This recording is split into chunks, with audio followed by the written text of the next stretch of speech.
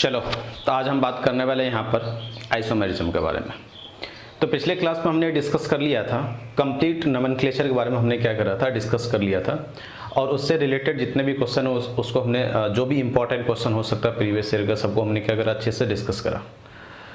और मुझे उम्मीद है कि सबने अच्छे से इसको एंजॉय करा होगा, सबने अच्छा से सपोर्ट करा इसको, ठीक है ना। और अब जो आगे हम समझने वाले हैं यहाँ पर वो अपने पास है क्या, आइसोमेरिज्म टॉपिक है। और आइसोमेरिज्म टॉपिक अगर हम बात करें तो अपने लिए ऑर्गेनिक केमिस्ट्री के लिए एक इम्पॉर्टेंट टॉपिक ये हो सकता है अपने लिए। कैसे हो सकता है, अगर जैसे अपन आइसोमेरिज्म समझेंगे उसमें स्ट्रक्चरल आइसोमेरिज्म समझेंगे, स्टीरियो आइसोमेरिज्म समझेंगे, कन्फॉर्मेशनल आइसोमेरिज्म समझेंगे, ठीक है ना। तो उससे रिलेटेड चीज़ अगर देखें, देखो डायरेक्ट आइसोमेरिज्म से क्वेश्चन जेईई या नीट में पूछने का चांस क्या होता है, कम होता है। या एडवांस में भी अच्छे खासे क्वेश्चन वहाँ से पूछे जाते हैं, मतलब अच्छे लेवल का क्वेश्चन पूछा जाता है, ठीक है ना। लेकिन जैसे नीट है, तो नीट में अगर देखो तो आइसोमेरिज्म से कभी कभी क्वेश्चन पूछा जाता है, कभी पूछा जाता है, कभी नहीं पूछा जाता है। जेईई मेन में बात करो तो कभी पूछ लिया, कभी नहीं पूछा। एडवांस में भी कभी उसी तरह से। लेकिन इसका जो यूज़ होता है ऑर्गेनिक केमिस्ट्री के अंदर, वो जो अपने लिए क्या होता है, बहुत ही ज़्यादा इंपॉर्टेंट हो जाता है। तो इसलिए अपने को क्या करना होगा, आइसोमेरिज्म को एक एक करके यहाँ पर समझना होगा। और फिर उससे रिलेटेड क्वेश्चन को हम क्या करेंगे, समझेंगे, सॉल्व करेंगे और उसको क्या करेंगे, साथ में डिस्कस करेंगे, ठीक है ना। तो आज हम यहाँ पर स्टार्ट करने वाले आइसोमेरिज्म। तो सबसे पहले हम आइसोमेरिज्म समझते हैं, यहाँ पर आइसोमेरिज्म क्या होता है, और उसके बाद हम एक एक करके फिर आइसोमेरिज्म को क्या करेंगे, अच्छी तरीके से समझने की कोशिश यहाँ पर करेंगे, ठीक है ना। तो आज का अपना टॉपिक है क्या, आइसोमेरिज्म। तो आइसोमेरिज्म अगर हम यहाँ पर बात करेंगे तो आइसोमेरिज्म में अपने पास क्या क्या बात आता है वो देखते हैं। देखो आइसोमेरिज्म, और हिंदी में इसको हम लोग बोलते हैं यहाँ पर समावयवता, ठीक है ना। तो आइसोमेरिज्म का अगर यहाँ पर बात करें तो आइसोमेरिज्म का मतलब होता है, पहले समझना यहाँ पर, पहले हम समझ भी लेते हैं और एक एक एग्जांपल लेकर उसको फिर और ज़्यादा क्लियर करेंगे। आइसोमेरिज्म का मतलब ये होता है कि दो या दो से अधिक कंपाउंड जिसका मॉलिक्यूलर फॉर्मूला क्या हो, सेम हो, लेकिन कम से कम एक प्रॉपर्टीज क्या हो, डिफरेंट हो, उसी को हम क्या बोलते हैं, आइसोमर बोलते हैं। और उस फेनोमेना को हम लोग क्या बोलते हैं, आइसोमेरिज्म बोलते हैं। हमने क्या बोला, दो या दो से अधिक कंपाउंड जिसको हम कंपेयर करें कि आइसोमर है एक दूसरे का या नहीं है, तो उसका मॉलिक्यूलर फॉर्मूला हमेशा क्या होना चाहिए, सेम होना चाहिए। और मॉलिक्यूलर फॉर्मूला सेम होने के साथ साथ कम से कम एक प्रॉपर्टीज दोनों कंपाउंड का क्या होना चाहिए, अलग अलग होना चाहिए। वो फिजिकल प्रॉपर्टीज भी हो सकता है, वो केमिकल प्रॉपर्टीज भी हो सकता है, या दोनों हो सकता है, ठीक है ना। तो उसको हम क्या बोलेंगे, उस दोनों कंपाउंड को हम एक दूसरे का क्या बोल सकते हैं, आइसोमर बोल सकते हैं, ठीक है ना। और उस फेनोमेना को हम लोग यहाँ पे क्या बोलेंगे, आइसोमेरिज्म बोलते हैं। तो देखो आइसोमेरिज्म एक रिलेशन हो गया, ठीक है ना। आइसोमेरिज्म क्या हो गया, एक रिलेशन हो गया। और अलग अलग टाइप का रिलेशन अपने को क्या करना होता है, बताना होता है। जैसे चेन आइसोमेरिज्म हो गया, पोजीशन आइसोमेरिज्म हो गया, तो उसी को हम यहाँ पे क्या करेंगे, समझने की कोशिश करेंगे। तो आइसोमेरिज्म अगर हम बात करेंगे यहाँ पर तो क्या क्या बात हो सकता है, टू और more then two compound having same molecular formula, m dot m f लिखा molecular formula, but having at least one different properties, ठीक है ना, are known as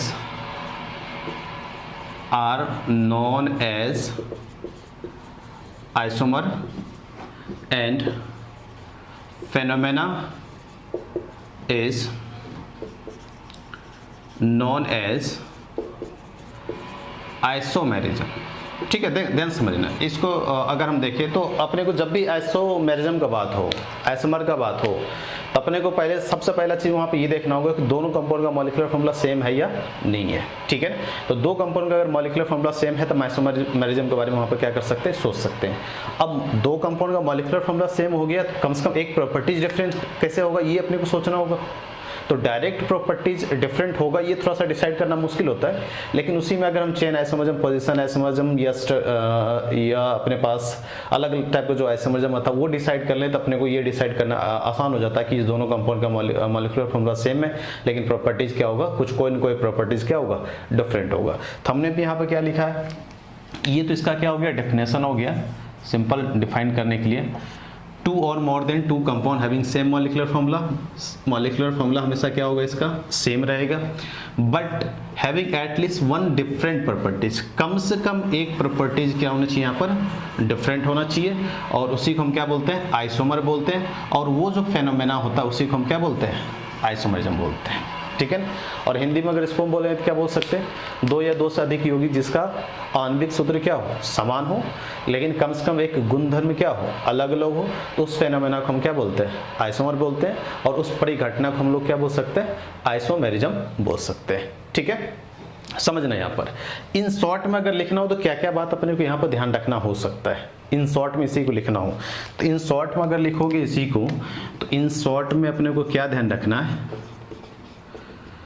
कि मॉलिक्यूलर फॉर्मूला क्या होना चाहिए अपने पास, दोनों कंपाउंड का सेम होना चाहिए, प्रॉपर्टीज कम से कम एक क्या होना चाहिए, डिफरेंट होना चाहिए, ठीक है ना।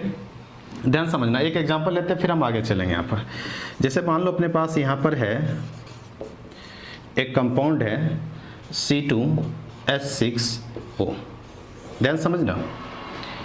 अब अपने को पता है कि इसका हम DU निकाल सकते हैं, मुझे लगता है सब इसका DU निकाल सकते हैं, DU कितना आएगा, ठीक है ना। अपने पास एक कंपाउंड है C2H6O और इसका हम DU निकाल के ये डिसाइड कर सकते हैं कि इस कंपाउंड में सारे बॉन्ड सिंगल होगा, ये डबल होगा, ट्रिपल होगा, ये रिंग बन सकता है, क्या क्या बन सकता है वो हम डिसाइड कर सकते हैं। और यहाँ से जैसे ही DU निकालोगे तो DU इसका क्या आएगा, 0 आएगा।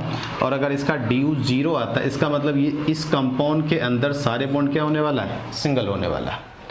अब सारे बॉन्ड अगर सिंगल होता है तो इसका मतलब कार्बन कार्बन के बीच बनने वाला बॉन्ड सिंगल होगा और कार्बन और ऑक्सीजन के बीच बनने वाला बॉन्ड भी क्या होगा, सिंगल होगा।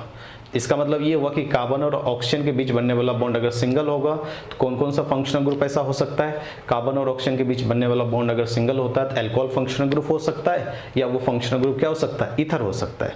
हम DU में इसको थोड़ा सा और डिटेल में लेके चलेंगे, लेकिन अभी ध्यान रखें कि अगर किसी कंपाउंड में एक ऑक्सीजन है, कितना ऑक्सीजन, एक ऑक्सीजन है, उसका DU क्या है, 0 है, तो वो कंपाउंड या तो अल्कोहल होगा या तो ईथर होगा। फिर से हमने क्या बोला, किसी कंपाउंड के लिए अगर DU 0 है और उस DU 0 होने के साथ साथ उस कंपाउंड में ऑक्सीजन कितना है, 1 है, तो समझ लेना कि वो कंपाउंड या तो अल्कोहल होगा या तो ईथर होगा, ठीक है। अब बनाते हैं इसका।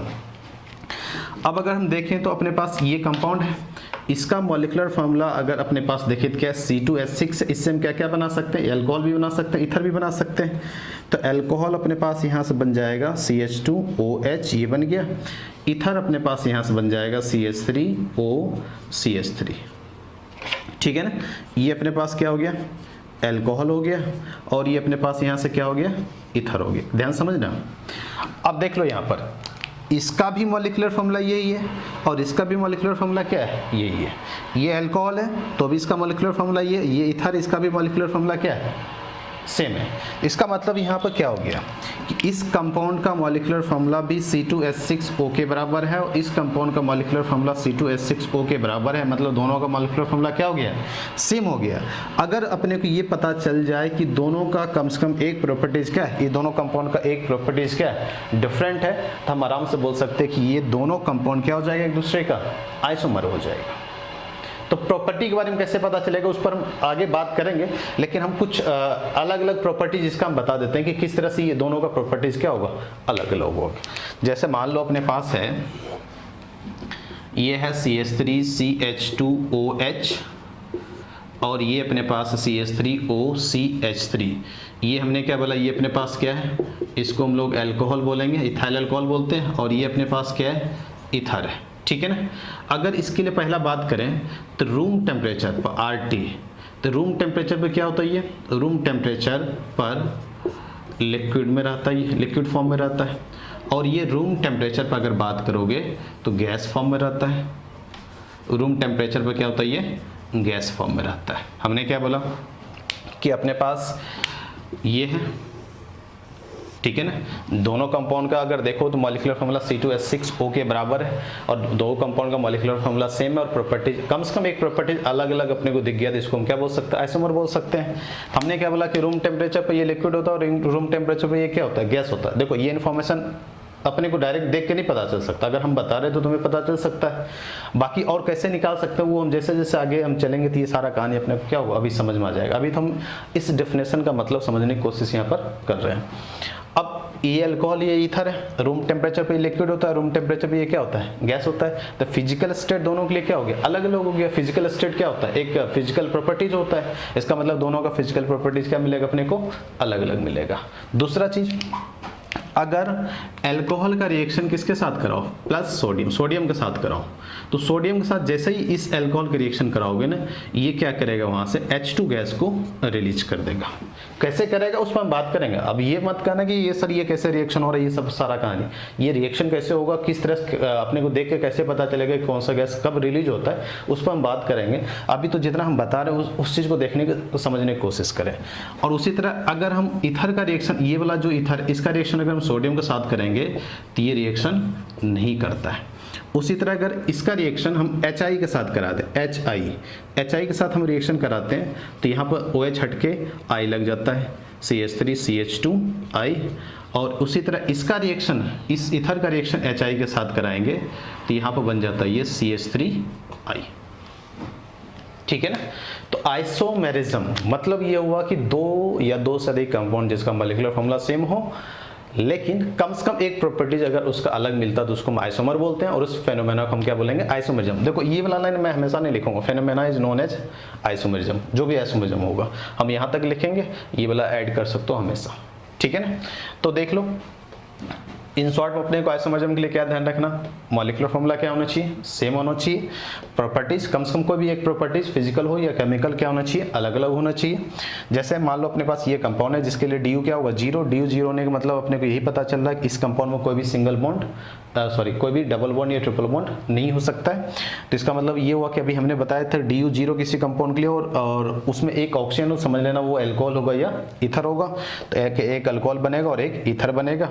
अब एक अल्कोहल, अब दोनों इस दोनों कंपाउंड का मॉलिक्यूलर फार्मूला क्या है, सेम है, लेकिन दोनों का प्रॉपर्टीज क्या आता है, अलग अलग आता है। जैसे रूम टेम्परेचर पे ये लिक्विड होता है, रूम टेम्परेचर पे ये गैस होता है, दोनों का फिजिकल प्रॉपर्टी यहाँ से क्या आ जाएगा, डिफरेंट आ जाएगा। जैसे इसका रिएक्शन सोडियम के साथ कराओगे तो हाइड्रोजन गैस रिलीज करेगा, इसका रिएक्शन सोडियम के साथ कराओगे तो ये रिएक्शन नहीं करेगा। और इसका रिएक्शन HI के साथ कराओगे तो OH हट के I लग जाता है और इसका रिएक्शन अगर HI के साथ कराओगे तो CH3I आ जाता है। तो ये अपने पास क्या हो गया, आइसोमेरिज्म के यहाँ पर बात हो गया। ठीक है। अब ये तो हमने आइसोमेरिज्म को डिफाइन करा और उसको समझने की कोशिश करा एग्जांपल के साथ कि एक छोटा बोर्ड का क्वेश्चन यहाँ से बन सकता है कि आइसोमेरिज्म को डिफाइन करो और एग्जांपल के साथ डिफाइन करें। तो इसको यहाँ पर क्या कर सकते हो, यहाँ से लिख सकते हो। अब जो हम यहाँ पर बात करने वाले हैं, क्लासिफिकेशन ऑफ आइसोमेरिज्म। ठीक है ना। ये तो बेसिक आइडिया हो गया, एक थोड़ा सा आइडिया हो गया, हमने अभी थोड़ा सा आइडिया ले लिया किसका, आइसोमेरिज्म का। अब हम यहाँ पर बात करने वाले क्या है, यहाँ पर क्लासिफिकेशन ऑफ आइसोमेरिज्म। ठीक है। तो चलते हैं हम क्लासिफिकेशन ऑफ आइसोमेरिज्म की तरफ। अब हम बात करते हैं यहाँ पर क्लासिफिकेशन ऑफ आइसोमेरिज्म। तो क्लासिफिकेशन ऑफ आइसोमेरिज्म अगर हम यहाँ पर बात करें तो अपने पास क्लासिफिकेशन ऑफ आइसोमेरिज्म क्या हो सकता है वो देखते हैं। क्लासिफिकेशन ऑफ आइसोमेरिज्म, ठीक है ना, इसी को हम बोल सकते हैं आइसोमेरिज्म का वर्गीकरण। ठीक है ना। देखो तो आइसोमेरिज्म को हम मेनली यहाँ पर 3 पार्ट में डिवाइड करेंगे। अपने पास कौन कौन सा आइसोमेरिज्म होगा, सबसे पहला अपने पास यहाँ पर है स्ट्रक्चरल आइसोमेरिज्म। ठीक है ना। दूसरा अपने पास है स्टीरियो आइसोमेरिज्म और तीसरा अपने पास है यहाँ पर कन्फॉर्मेशनल आइसोमेरिज्म। ठीक है ना। 3 टाइप का आइसोमेरिज्म मेनली यहाँ पर अपने पास आता है, structural isomerism, stereo isomerism, conformational isomerism. ठीक है ना। तो सबसे पहले अपने को स्ट्रक्चरल आइसोमरिज्म समझना, स्टीरियो और कन्फॉर्मेशनल आइसोमरिज्म हम क्या करेंगे बाद में समझेंगे, ठीक है ना। तो स्ट्रक्चरल आइसोमरिज्म अगर हम बात करें तो सबसे पहला बात वही आ जाता है। देखो आइसोमरिज्म में खास बात एक ही होता है, उसके नाम से उसका मतलब पता चल जाता है। जैसे ही क्लासिफिकेशन ऑफ आइसोमरिज्म हम चलते हैं तो क्लासिफिकेशन ऑफ आइसोमरिज्म में क्या होता है कि जो उसका नेम होता है उससे उसका मतलब पता चल जाता है, ठीक है ना। 2-3 चीज कॉमन होगा हमेशा आइसोमरिज्म में, एक चीज ध्यान रखना, ठीक है ना। 2-3 चीज कॉमन होगा क्या, जैसे मॉलिक्यूलर फॉर्मूला सेम होगा, कोई भी दो कंपाउंड जिसका जो एक दूसरे का आइसोमर है मॉलिक्यूलर फॉर्मूला सेम होगा, डीयू सेम होगा। और एक जो सबसे ज्यादा इंपॉर्टेंट बात है, कभी भी अगर अपने पास स्ट्रक्चरल आइसोमरिज्म या स्टीरियो आइसोमरिज्म होगा तो स्ट्रक्चरल आइसोमरिज्म का आईपीएसी नेम हमेशा अलग अलग होता है और स्टीरियो आइसोमरिज्म का आईपीएसी नेम हमेशा क्या होता है, सेम होता है। ध्यान रखना, हम चाहें तो आईपीएसी नेम से आराम से डिसाइड कर सकते हैं, आईपीएसी नेम से हम आराम से डिसाइड कर सकते हैं कि ये स्ट्रक्चरल आइसोमरिज्म है या स्टीरियो आइसोमरिज्म है, ठीक है। लेकिन हम देख के पता कर लेते हैं, उतना ज़्यादा अपने ज़्यादा जरूरत नहीं होता है कि आईपीएसी नेम हमेशा लिखना पड़े। प्रैक्टिस करते करते अपने को इतना हो जाता है कि देख के हम बता देंगे कि किस टाइप का आइसोमरिज्म क्या है, दिखा सकता है, ठीक है ना। तो स्ट्रक्चरल आइसोमरिज्म अगर देखें तो इसको हिंदी में हम लोग क्या बोलते हैं, संरचनात्मक आइसोमेरिज्म, ठीक है ना। देखो इस दोनों को हम बाद में डिस्कस करेंगे, ठीक है, क्योंकि पहले अपन स्ट्रक्चरल आइसोमेरिज्म समझ लेते हैं, क्योंकि इसी को डिस्कस करने में थोड़ा सा अपने को 1-2 क्लास तो लग जाएगा। पहले हम इसको डिस्कस कर लेंगे फिर अपन इधर चलेंगे। और देखा जाए अगर एक चीज़ यहाँ पर देखोगे तो ये वाला जो आइसोमेरिज्म है ना, बहुत मज़ा आता है यहाँ। मज़ा आने का मतलब यहाँ पर ये हो गया कि समझना भी मुश्किल होता है और थोड़ा समझाना भी मुश्किल होता है, लेकिन एक बार समझ में आ गया तो फिर क्वेश्चन छूटने का चांस यहाँ से नहीं होता है। अगर हम ध्यान से समझें तो कभी भी यहाँ से क्वेश्चन छूटने का चांस नहीं बनता है, ठीक है। तो ये वाला आइसोमेरिज्म हम अच्छे से ध्यान से समझेंगे, कोशिश करेंगे कि इसको इतना अच्छे से समझे कि कोई भी डाउट नहीं रहे अपने पास, ठीक है। चलो हम सबसे पहले यहाँ पे कहाँ चलेंगे, स्ट्रक्चरल आइसोमेरिज्म के बारे में, जिसको हिंदी में हम क्या बोलते हैं, संरचनात्मक आइसोमेरिज्म बोलते हैं, ठीक है। अब स्ट्रक्चरल आइसोमेरिज्म क्या होगा, मुझे लगता है सब बता सकते हो। 2 या 2 से अधिक कंपाउंड जिसका मॉलिक्यूलर फॉर्मूला क्या हो, सेम हो, लेकिन उसका स्ट्रक्चर क्या हो, अलग अलग हो, ठीक है ना। 2 या 2 से अधिक कंपाउंड जिसका मॉलिक्यूलर फॉर्मूला क्या हो, सेम हो, लेकिन उसका स्ट्रक्चर क्या हो, अलग हो, तो उसे हम क्या बोलते हैं, आइसोमर। और उस फेनोमेना को हम लोग क्या बोलते हैं, स्ट्रक्चरल आइसोमेरिज्म बोलते हैं, ठीक है। लिख सकते हैं, तो मैं शॉर्ट फॉर्म में लिख रहा हूँ और तुम चाहो तो इसको डिफाइन करके अच्छे से लिख सकते हो। तो हमने क्या लिखा, 2 कंपाउंड जिसका मॉलिक्यूलर फॉर्मूला क्या होगा, मॉलिक्यूलर फॉर्मूला डीयू हमेशा क्या रहेगा, सेम रहेगा।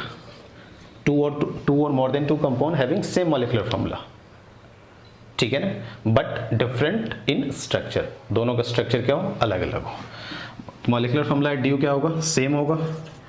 स्ट्रक्चरल अगर देखें, स्ट्रक्चर अगर देखें तो ये क्या होगा अपने पास, डिफरेंट होगा। और एक खास बात यहाँ पे ये है, इसके लिए जो आईपीएसी नेम आएगा वो भी क्या आएगा अपने पास, डिफरेंट आएगा, ठीक है। लेकिन डिफाइन करेंगे तो वहाँ पर सिर्फ अपने को लिखना क्या, मॉलिक्यूलर फॉर्मूला और स्ट्रक्चर से डिफाइन करना है, सेम मॉलिक्यूलर फॉर्मूला और डिफरेंट स्ट्रक्चर, ठीक है। वहाँ पर अपने को आईपीएसी नेम, डीयू ये सब लगाने की कोई जरूरत नहीं है। अपने को ये बताना है कि 2 या 2 से अधिक कंपाउंड जिसका मॉलिक्यूलर फॉर्मूला सेम हो और स्ट्रक्चर डिफरेंट हो तो वो स्ट्रक्चर आइसोमर हो जाएगा और फेनोमेना स्ट्रक्चरल आइसोमेरिज्म हो जाएगा, ठीक है ना।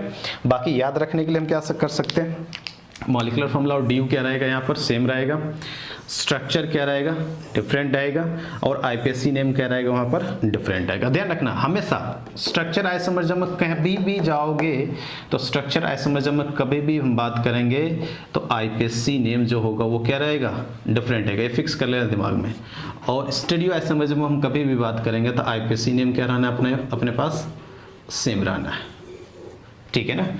स्ट्रक्चर आइसोमेरिज्म में हमेशा आईपीएसी नेम क्या होगा, डिफरेंट होगा। स्टीरियो आइसोमेरिज्म में हमेशा आईपीएसी नेम क्या रहेगा, सेम रहेगा, ठीक है ना।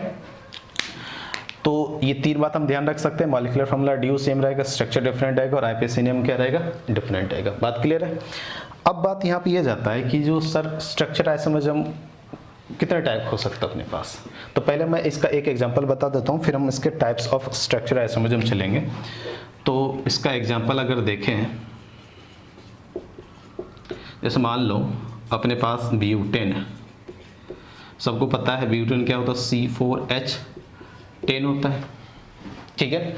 अब इसका कितने स्ट्रक्चर बना सकते हो, ब्यूटेन का कितने स्ट्रक्चर बना सकते हो, तो सब बताएंगे सर। दो स्ट्रक्चर बना सकते हैं ब्यूटेन का, एक होता है CH3 CH2 CH2 CH3, और एक अपने पास स्ट्रक्चर होगा CH3 CH CH3 CH3। ठीक है, इसका कॉमन नेम अगर देखें तो नॉर्मल ब्यूटेन होता है, और इसका कॉमन नेम देखें तो इसको हम आइसोब्यूटेन। देखो कभी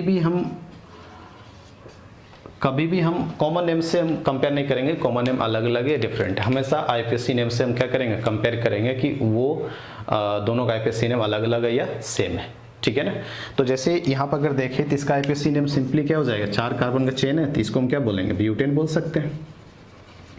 और इसका IPSC नेम अगर अपने को लिखना है तो 1 2 3 तो ये क्या हो जाएगा 2 मिथाइल, और क्या हो जाएगा ये प्रोपेन। ठीक है ना। इसका IPSC नेम क्या हो जाएगा, ये तो मैंने इसका क्या लिखा, कॉमन नेम लिखा, नॉर्मल ब्यूटेन आइसोब्यूटेन हो सकता है।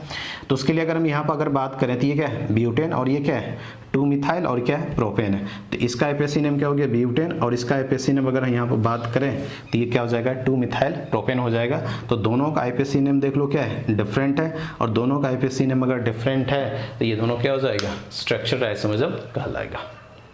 ठीक है ना।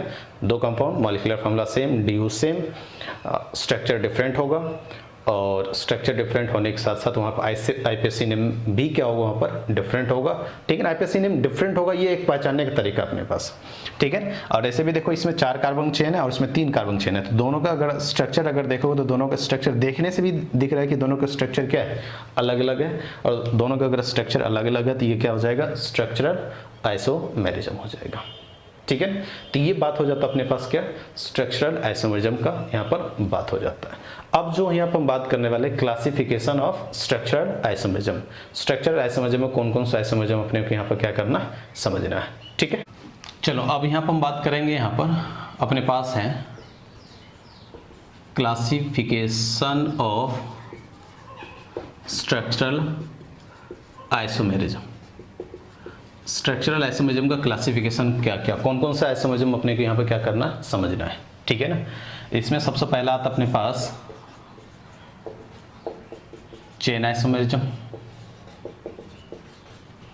सेकेंड अपन बात करते हैं यहाँ पर पोजीशन आइसोमेरिज्म। देखो यहाँ पर जितने भी आइसोमेरिज्म मैं बात कर रहा हूँ उसके नाम से उसका मतलब पता चलना चाहिए। ठीक है। बाकी एक एक को हम डिटेल में यहाँ पर समझेंगे विथ एग्जांपल, ताकि पूरा कहानी अपने पास क्या हो जाएगा, क्लियर हो जाएगा। और कोई भी ऐसा क्वेश्चन नहीं है जिसका जहाँ पर इसका क्वेश्चन अपने से नहीं हो। क्वेश्चन देखो, सोचो, जो कॉन्सेप्ट वो लगाओ, आराम से क्वेश्चन हो जाता है, जब कोई ज़्यादा मुश्किल अपने पास यहाँ पर बात नहीं आता है। तो पहला अपने पास है चेन आइसोमेरिज्म, दूसरा पोजीशन आइसोमेरिज्म, तीसरा अपने पास यहाँ पर है फंक्शनल आइसोमेरिज्म, चौथा अगर हम बात करें रिंग चेन आइसोमेरिज्म, फिफ्थ अगर हम बात करें तो फिफ्थ अपने पास है मेटामेरिज्म, और सिक्स्थ अगर हम बात करें तो अपने पास है टॉटोमेरिज्म। ठीक है। ये 6 टाइप्स का अपने को क्या करना है, स्ट्रक्चरल आइसोमेरिज्म को क्या करना है, यहाँ पर समझना है। ठीक है ना। तो 6 टाइप में कौन कौन अपने पास होता है, chain isomerism, chain carbon chain isomerism, position isomerism, position में हमने बहुत सारा देखा, ब्रांचिंग का पोजीशन हो सकता है, फंक्शनल ग्रुप का पोजीशन हो सकता है, मल्टीपल वन का पोजीशन हो सकता है। फंक्शनल आइसोमेरिज्म, फंक्शनल ग्रुप अलग अलग होता है functional isomerism. Ring chain isomerism, एक कंपाउंड, दोनों का मॉलिक्यूलर फॉर्मूला सेम होगा, एक कंपाउंड रिंग होगा और एक कंपाउंड क्या होगा, चेन होगा। मेटामेरिज्म में बात करने वाले और टॉटोमेरिज्म बात करने वाले। तो ये 6 टाइप का अपने पास क्या हो गया, स्ट्रक्चरल आइसोमेरिज्म का पार्ट हो गया। तो अब एक एक करके यहाँ पर सबको यहाँ पर हम क्या करने वाले हैं, समझने वाले हैं। तो पहला यहाँ पर जो हम समझने वाले हैं वो अपने पास है यहाँ पर कौन सा, चेन आइसोमेरिज्म। ध्यान समझना। अब चेन आइसोमेरिज्म अगर हम देखें तो सबसे पहले वही आ जाएगा, 2 या 2 से अधिक कंपाउंड जिसका मॉलिक्यूलर फॉर्मूला क्या हो, सेम हो, DU भी क्या होगा, सेम होगा, IPSC नेम क्या होगा, डिफरेंट होगा, लेकिन जो साइज होगा चेन, कार्बन चेन का जो साइज होगा, लेंथ होगा, वो क्या होगा, डिफरेंट होगा। अब देखो एक बात यहाँ पे ये भी आ सकता है क्वेश्चन यहाँ पर, जैसे ही हम लेंथ ऑफ कार्बन चेन बोलते हैं तो length of carbon chain main chain में भी आता है, पेरेंट चेन जिसको हम बोलते हैं, और ब्रांचिंग में भी कार्बन चेन का लेंथ आता है। तो किसको हम डिफरेंट मानेंगे? इस यहाँ पर देखें तो लेंथ ऑफ ब्रांचिंग, जो लेंथ ऑफ कार्बन चेन आता है वो क्या होना चाहिए? डिफरेंट होना चाहिए। और लेंथ ऑफ कार्बन चेन में अपने पास मेन चेन भी आता है और ब्रांचिंग भी आता है। तो length of carbon chain different branching का भी हो सकता है और मेन चेन का भी हो सकता है। कोई भी अपने पास मिल जाए, दोनों मिल जाए तो उसको हम क्या बोल सकते हैं? चेन आइसोमरिज्म हम बोल सकते हैं। और ये चीज एग्जांपल्स अपने को अच्छे से समझ में आ जाएगा। तो पहले हम इसको क्या करें, लिख लें। तो अपने पास क्या बात आ जाता है यहाँ पर, मॉलिक्यूलर फार्मूला एंड ड्यू क्या रहेगा? सेम रहेगा। और सेकेंड पॉइंट अपने लिए पास क्या हो जाता है? आईपीएसी नेम क्या रहेगा? डिफरेंट आएगा। आईपीएसी नेम डिफरेंट अगर अपने पास यहाँ हो जाता है तो length of parent chain, parent chain किसको बोलते हैं? जैसे हमने आईपीएसी नेमिंग किया, हम लॉन्गेस्ट चेन डिसाइड करते थे, तो लॉन्गेस्ट चेन जो डिसाइड होता था उसी को हम क्या बोलते हैं? पेरेंट चेन या मेन चेन बोलते हैं। ठीक है, लेंथ ऑफ पेरेंट चेन और लेंथ ऑफ साइड चेन। देखो लेंथ ऑफ पेरेंट चेन या लेंथ ऑफ साइड चेन जो हम डिसाइड करेंगे वो हमेशा कार्बन का ही चेन होगा, कार्बन का ही चेन होगा। ठीक है ना, और ये क्या होगा? अपने पास डिफरेंट होगा। और सबसे ज़्यादा जो ज़रूरी बात अपने पास यहाँ हो जाता है, ये तो मैंने पहले ही, क्योंकि स्ट्रक्चर आइसोमरिज्म में ये दोनों बात अपने पास आया ही था, और ये बात चेन आइसोमरिज्म हो गया, तो चेन आइसोमरिज्म अपने को क्या करना होगा? ये बात ध्यान रखना होगा। स्ट्रक्चर आइसोमरिज्म में ये दोनों बात कॉमन है, तो ये दोनों बात हम वहाँ से ध्यान रख ही सकते हैं, क्योंकि स्ट्रक्चर आइसोमरिज्म में जो पॉइंट आया तो वो सारे पॉइंट ये सब में आएगा। ठीक है ना, यहाँ पर मॉलिक्यूलर फार्मूला और ड्यू क्या रहेगा? सेम रहेगा। आईपीएसी नेम क्या रहेगा? डिफरेंट रहेगा। लेकिन लेंथ ऑफ पेरेंट चेन या length of side chain, side chain मतलब किसको बोलते हैं? ब्रांचिंग का। ठीक है, तो लेंथ ऑफ पेरेंट चेन या लेंथ ऑफ साइड चेन क्या हो? डिफरेंट हो, तो उसको हम क्या बोल सकते हैं? चेन आइसोमरिज्म बोल सकते हैं। चलो, तो चेन आइसोमरिज्म हमने क्या बात करा कि मॉलिक्यूलर फार्मूला और ड्यू क्या रहेगा? सेम रहेगा। आईपीएसी नेम क्या रहेगा? डिफरेंट रहेगा। लेकिन लेंथ ऑफ पेरेंट चेन या लेंथ ऑफ साइड चेन क्या रहेगा? डिफरेंट रहेगा। और सबसे ज्यादा इंपॉर्टेंट पॉइंट चेन आइसोमरिज्म के लिए यहाँ पर यही हो जाता है, लेंथ ऑफ पेरेंट चेन या साइड चेन क्या होना चाहिए? डिफरेंट होना चाहिए। तो उसको हम क्या बोल सकते हैं? चेन आइसोमरिज्म बोल सकते हैं। ठीक है ना, तो हम क्या करते हैं, यहाँ पर एग्जाम्पल लेके इसको समझते हैं। Some example of chain isomer. देखो, अगर हम बात करें जैसे CH4 हो या CH3 CH3 हो या CH3 CH2 CH3, इसमें चेन आइसोमर नहीं होगा। चेन आइसोमर के लिए अगर देखें, क्या इसमें एक कार्बन चेन अलावा दूसरा नंबर ऑफ कार्बन चेन बना सकते हैं? नहीं बना सकते। इसमें 2 कार्बन चेन है, हमेशा मिलेगा। इसमें 3 कार्बन चेन मिलेगा। तो 1 कार्बन 2 कार्बन 3 कार्बन के हाइड्रोकार्बन में हम चेन आइसोमरिज्म का क्या कर सकते? बात नहीं कर सकते। अगर अपने को चेन आइसोमरिज्म में बात करना हाइड्रोकार्बन में, तो नंबर ऑफ कार्बन क्या होना चाहिए? 3 से अधिक होना चाहिए, 3 या 3 से कम नहीं होना चाहिए। ठीक है ना, तो जैसे अब हम बात करें, अपने पास अगला बात आ जाता है यहाँ पर ब्यूटेन का आ जाता है। ठीक है ना, अब देखो ये अपने पास क्या है? ब्यूटेन अभी हमने देखा था। तो ब्यूटेन हम 2 स्ट्रक्चर बना सकते हैं इसका, एक तो 4 कार्बन का चेन बना सकते हैं और एक अपने पास यहाँ पर 3 कार्बन चेन और एक यहाँ पर क्या आ सकता है? ब्रांचिंग आ सकता है। ठीक है ना, तो चेन आइसोमरिज्म क्या होगा? चेन आइसोमरिज्म देखो, मैंने केवल आईपीएसी नेम से भी डिसाइड कर सकता हूँ, और चाहो तो जो कॉन्सेप्ट हमने बताया कि लेंथ ऑफ पेरेंट चेन या लेंथ ऑफ साइड चेन क्या होना चाहिए? डिफरेंट होना चाहिए। और लिखा हुआ या तो वो डिफरेंट हो सकता है या तो वो डिफरेंट, या दोनों डिफरेंट हो सकता है। दोनों में से कोई एक डिफरेंट हो चलेगा, या दोनों डिफरेंट हो तो भी चलेगा, लेकिन दोनों सेम हो जाए तो फिर चेन आइसोमरिज्म वहाँ पर नहीं होगा। तो यहाँ पर अगर हम बात करें, अगर हम इसका आईपीएसी नेमिंग लिखने जाते हैं तो ये क्या आएगा? ब्यूटेन आएगा, और ये क्या आएगा अपने पास? 2 मिथाइल प्रोपेन। ठीक है ना, और इसमें अगर देखो तो यहाँ पर लेंथ ऑफ पेरेंट चेन कितना है? कितने कार्बन का है? 4 कार्बन का। और यहाँ पर अगर हम बात करें लेंथ ऑफ पेरेंट चेन कितने कार्बन का है? 3 कार्बन का। यहाँ पर अगर लेंथ ऑफ पेरेंट चेन देखें तो 4 कार्बन को, यहाँ लेंथ ऑफ पेरेंट चेन कितना है 3 कार्बन का, तो हमने वही बोला लेंथ ऑफ पेरेंट चेन या लेंथ ऑफ साइड चेन क्या होना चाहिए, डिफरेंट होना चाहिए। तो यहाँ पर देख लो, यहाँ 4 कार्बन, यहाँ पर 3 कार्बन, तो इसका मतलब ये हुआ, इसको अगर मैं फर्स्ट मान लूँ, इसको सेकेंड मान लूँ, तो first and second are CI मतलब chain isomer of each other. पहला और दूसरा क्या हो जाएगा, यहाँ पर चेन आइसोमर हो जाएगा एक दूसरे का यहाँ पर, ठीक है। तो ये अपने पास यहाँ पर क्या हो जाता है, पहला एग्जांपल हो जाता है। नेक्स्ट एग्जांपल अगर बात करें, मान लो अपने पास पेंटेन है, ध्यान समझना, पेंटेन में कितने स्ट्रक्चर बना सकते हो पेंटेन, 5 कार्बन का अगर अपने पास एल्केन है तो कितने बना सकते हो वहाँ पर, तो 5 कार्बन का अगर अपने पास एल्केन है तो हम 3 स्ट्रक्चर बना सकते हैं। 3 स्ट्रक्चर देखो, जितने कार्बन के एल्केन हो सबसे पहले उतने कार्बन का चेन बनाओ, फिर क्या करो उतने कार्बन चेन में देख लो कितना बन रहा है, फिर क्या करो उससे एक कार्बन कम कर दो, फिर उससे बनाओ चेन, फिर उससे एक कार्बन और कम कर दो, कम करते करते हम क्या करते हैं वहाँ पर स्ट्रक्चर ड्रॉ करते जाते हैं। तो पेंटेन मतलब 5 कार्बन चेन अपने पास है, तो 5 कार्बन चेन अपने पास होगा, तो एक तो ये हो सकता है। अब एक कार्बन क्या करो, 4 कार्बन को बना लो चेन, तो 4 कार्बन चेन अगर हम बनाते तो एक कार्बन या तो यहाँ या तो यहाँ रखो या यहाँ रखो, दोनों बात क्या रहेगा, सेम रहेगा, इसके अलावा और नहीं बन सकता है। फिर हम 3 कार्बन का भी यहाँ पर क्या कर सकते हैं, चेन बना सकते हैं, और 3 कार्बन चेन अगर बनाएंगे तो 2 में कार्बन को यहाँ पर क्या करना पड़ेगा, यहाँ रखना पड़ेगा, यहाँ रखेंगे तो बात इसके जैसा ही हो जाएगा, ठीक है। तो अगर अपने पास एल्केन है 5 कार्बन का तो 3 स्ट्रक्चर बना सकते हैं, उसका 3 अलग अलग स्ट्रक्चर बना सकते हैं। अब अगर देखो तो यहाँ पर कितने कार्बन का पेरेंट चेन बनेगा, 5 कार्बन का, यहाँ पर कितने कार्बन चेन पेरेंट कार्बन बनेगा, 4 कार्बन का, और यहाँ पर कितने कार्बन का पेरेंट चेन बनेगा, 3 कार्बन का। तो इसका मतलब ये फर्स्ट हो गया, ये सेकेंड हो गया, और ये क्या हो गया, थर्ड हो गया। तो हम बोल सकते हैं पहला, दूसरा और तीसरा क्या हो जाएगा, एक दूसरे का चेन आइसोमर हो जाएगा। और IPSC नेम से कैसे डिसाइड कर सकते हैं, ये तो हो गया कि हम IPSC नेम लिख के हम डिसाइड करना। अब चेन आइसोमर डिसाइड करना है तो तुम्हें क्या करना होगा, IPSC नेम लिखने के लिए लॉन्गेस्ट चेन डिसाइड करना होता है, और लॉन्गेस्ट चेन में अपने को पता चल जाता है कि पेरेंट चेन का लेंथ या ब्रांचिंग का लेंथ कितने कार्बन का आ रहा है। तो यहाँ पर अगर देखें तो पेरेंट चेन का जो लेंथ है कितने कार्बन का आ रहा है, यहाँ पर 5 कार्बन का आ रहा है, यहाँ पर कितने कार्बन का आ रहा है, 4 कार्बन का आ रहा है, और यहाँ पर कितने कार्बन का आ रहा है, 3 कार्बन का आ रहा है।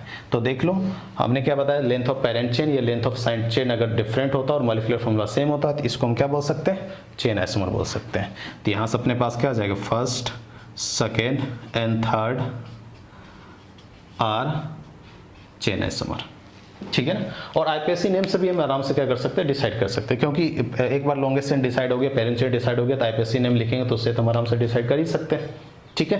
तो ये अपने पास कुछ एग्जांपल हो गया, कुछ एग्जांपल यहाँ पर हम क्या करते हैं और बात करते हैं। अभी तक हमने 2 एग्जांपल जो यहाँ पर लिया, दोनों एग्जांपल में लेंथ ऑफ पेरेंट चेन क्या हो रहा है, डिफरेंट हो रहा है। ऐसा भी हो सकता है कि length of side chain different हो जाए। ये दोनों एग्जांपल में क्या हो रहा है, length of parent chain different हो रहा है, लेंथ ऑफ साइड चेन भी क्या हो सकता है, डिफरेंट हो सकता है। तो उसको लेकर यहाँ पर हम क्या करते हैं, बात करते हैं। कुछ और एग्जाम्पल क्या है, जैसे मान लो अपने पास ये है, ठीक है ना, और यहाँ पर कार्बोक्सिलिक एसिड लगा हुआ है, और अगला एग्जांपल अपने पास यहाँ पर ये है, और यहाँ पर कार्बोक्सिलिक एसिड लगा हुआ है, ठीक है। अपने को ये बताना कि क्या ये दोनों चेन आइसोमर होगा या नहीं होगा, और अगर चेन आइसोमर होगा तो लेंथ ऑफ पेरेंट चेन के हिसाब से होगा या लेंथ ऑफ साइड चेन के हिसाब से होगा, दोनों वो भी बताना है अपने को। चेन आइसोमर होगा ये डिसाइड करना पहले, और चेन आइसोमर होगा या नहीं होगा ये डिसाइड करने के बाद ये देखना कि ये किसके रिस्पेक्ट में होगा, chain of length of parent chain या length of side chain.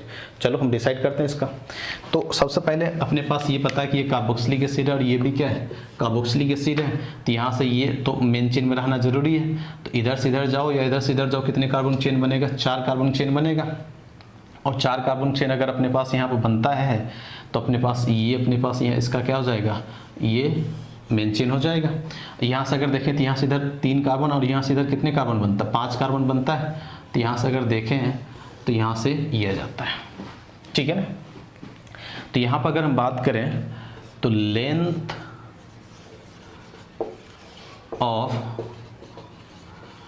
Parent chain कितने कार्बन का अपने पास, 4 कार्बन, देख लो 1 2 3 4, पहला बात। दूसरा लेंथ ऑफ साइड चेन कितना अपने पास, साइड चेन मतलब ये ब्रांचिंग हो गया, कितना कार्बन का है, 2 कार्बन, ठीक है ना, आ गया। अब इसमें डिसाइड करो। इसमें अगर हम बात करें तो लेंथ ऑफ पेरेंट चेन कितना अपने पास, पेरेंट चेन का अगर लेंथ देखें तो कितने कार्बन के यहाँ पर 1 2 3 4 5, और साथ ही साथ दूसरा अगर देखें लेंथ ऑफ साइड चेन अगर देखें यहाँ पर, तो लेंथ ऑफ साइड चेन कितना है यहाँ पर 1 कार्बन का है। ठीक है, देख लो। अगर देखें यहाँ पर तो लेंथ ऑफ पेरेंट चेन यहाँ दोनों में कंपेयर करो तो यहाँ पर length of parent chain 4 carbon का है और यहाँ पर लेंथ ऑफ पेरेंट चेन कितने कार्बन हो गया 5 कार्बन। इसका मतलब ये दोनों चेन आइसोमर हो गया, आराम से डिसाइड हो गया। यहाँ पर लेंथ ऑफ साइड चेन कितने कार्बन का 2 कार्बन और यहाँ पर लेंथ ऑफ साइड चेन कितने कार्बन का 1 कार्बन। तो साइड चेन के रिस्पेक्ट में भी ये क्या हो रहा है, चेन आइसोमरिज्म हो रहा है। तो लेंथ ऑफ पेरेंट चेन हो या लेंथ ऑफ साइड चेन हो, दोनों डिफरेंट हो या दोनों में कोई एक डिफरेंट हो, तो उसको हम क्या बोल सकते हैं, चेन आइसोमरिज्म आराम से बोल सकते हैं। ठीक है ना। अब यहाँ से अगर हम बात करें और कुछ एग्जांपल, जैसे मान लो एक एग्जांपल और लेते हैं, यहाँ पर सेम एग्जांपल है।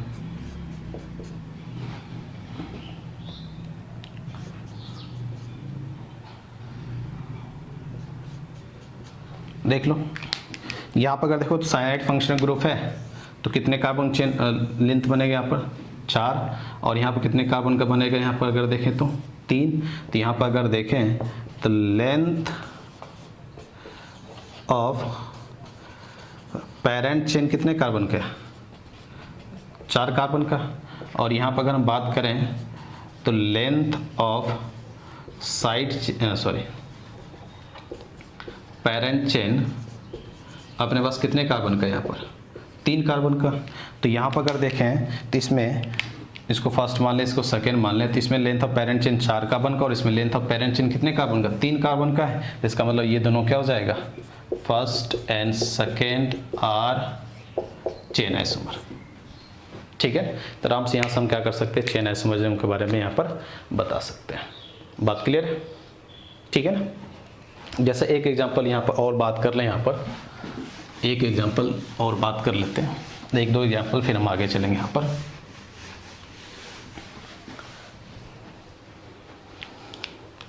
जैसे मान लो अपने पास से अगला एग्जांपल ये है और ये। अब यहाँ पे ये पूछा जाएगा कि क्या ये दोनों चेन आइसोमर हैं, और क्वेश्चन अपने कैसे पूछा जाता है, दोनों 2 कंपाउंड दे देता है, 2-3 कंपाउंड दे देता है, बताता है, पूछा जाता है कि दोनों में रिलेशन बताओ किस प्रकार का isomerism, chain isomerism, position isomerism, तो हम आराम से क्या कर सकते हैं, डिसाइड कर सकते हैं। ठीक है ना। अब यहाँ पर अगर देखोगे तो मेन चेन अपने पास कौन बनेगा, ये 6 कार्बन का मेन चेन बनेगा, 1 2 3 4 5, और ये क्या है 6, और ये 1 2 ये क्या हो जाएगा ब्रांचिंग। उसी तरह यहाँ पर 1 2 3 4 5 6। अब यहाँ पर अगर देखें तो लेंथ ऑफ पेरेंट चेन कितने कार्बन का अपने पास 6 कार्बन का, और लेंथ ऑफ साइड चेन कितने कार्बन का अपने पास यहाँ पर 2 कार्बन का। देख लो ये 2 कार्बन साइड चेन हो गया। और यहाँ पर अगर बात करें तो लेंथ ऑफ पेरेंट चेन कितना कार्बन का अपने पास 6 कार्बन का, और लेंथ ऑफ साइड चेन अपने पास क्या है 1 कार्बन का। देख लो 1 कार्बन का 1 कार्बन का। ठीक है ना। तो यहाँ पर अगर बात करें तो length of parent chain 6 carbon का, यहाँ पर भी 6 कार्बन। तो ये वाला जो बात हो गया दोनों के लिए ये बात, और यहाँ पर ये बात क्या हो गया सेम हो गया। लेंथ ऑफ पेरेंट चेन दोनों में क्या हो गया सेम हो गया, लेकिन लेंथ ऑफ साइड चेन कितना है यहाँ पर 2 है, और लेंथ ऑफ यहाँ पर साइड चेन कितने कार्बन का 1 कार्बन, और यहाँ पर क्या है 2 कार्बन। इसमें लेंथ ऑफ जो साइड चेन है कितने कार्बन का 2 कार्बन, और इसमें कितने कार्बन का 1 कार्बन। इसका मतलब इस दोनों को हम क्या बोल सकते हैं, first and second are chain isomer. ठीक है ना। तो चेन आइसोमर जब भी अपने को कंपेयर करना हो तो ध्यान रखना 2 कंपाउंड जिसका मॉलिक्यूलर फॉर्मूला क्या हो सेम हो, ड्यू तो सेम होगा ही, आईपीएससी नेम क्या होगा डिफरेंट होगा। लेकिन सबसे ज़्यादा इंपॉर्टेंट बात यहाँ पे ये हो जाता है, सबसे ज़्यादा इंपॉर्टेंट बात यहाँ पे ये हो जाता है कि वहाँ पर जो होना चाहिए लेंथ ऑफ साइड चेन या लेंथ ऑफ पेरेंट चेन क्या होना चाहिए, डिफरेंट होना चाहिए। दोनों डिफरेंट हो सकता है या दोनों में से कोई एक डिफरेंट हो सकता है। दोनों सेम होगा तो उसको हम चेन आइसोमरिज्म नहीं बोल सकते। ठीक है, बात क्लियर है? क्लियर है। जैसे एक एग्जांपल यहाँ पर ऐसा भी ले सकते हैं, जहाँ पर जैसे मान